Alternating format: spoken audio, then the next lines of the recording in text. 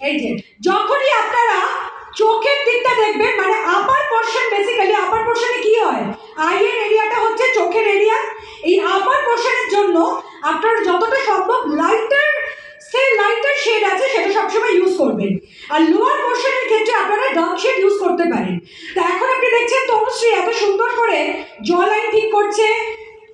তারপরে তনুশ্রী এটা কি করলে তুমি এখানে কন্ট্রোল করেছে যাতে খুব সুন্দরভাবে যখন ব্লাশিং করবে যাতে এটা পুরোপুরিভাবে চিক বোনটা প্রমিনেন্ট হয়ে ওঠে। ওকে, নেক্সট এরপরে তুমি কি অ্যাপ্লাই করেছো? এটা দিয়ে করছো, আচ্ছা। নেক্সট যেটা অ্যাপ্লিকেশন হবে, এটা স্টকে আছে, this is farm and lift foundation. Farm and lift foundation এটা মোদি কেয়ারের অত্যন্ত জনপ্রিয় একটা ফাউন্ডেশন।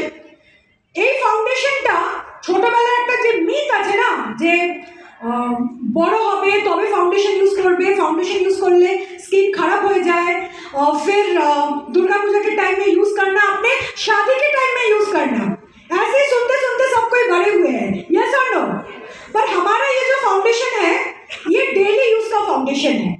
ये पूरी तरह से नॉट ओनली डेली यूज, इसके अंदर एंटी एजिंग प्रॉपर्टी भी है, इसके अंदर हाइलुरोनिक एसिड है যেটা আমাদের স্কিনে অ্যান্টি এজিং এর কাজ করছে, and at the same time हमारे स्किन के हाइड्रेट रखते साहाଯ୍य करছে। क्लियर? और इस पर्टिकुलर फाउंडेशन के अंदर SPF 8 है, यानी कि ये पूरी तरह से सनस्क्रीन लोशन का भी काम कर रहा है। বোঝা গেল? এটা একটা অসাধারণ প্রোডাক্ট। ফাউন্ডেশন কিভাবে ইউজ করবেন তুমি নিজে নিজে বললে তো হবে না, আমাদেরকে তো অ্যাপ্লিকেশন বলতে হবে। আচ্ছা করছো, তাও তুমি একটু অ্যাপ্লাই করে দাও আমাদের জনগণকে বোঝানোর জন্য। আচ্ছা আমি জাস্ট বলে দিচ্ছি, ফাউন্ডেশন কোনোদিন, অনেকে ফাউন্ডেশন ইউজ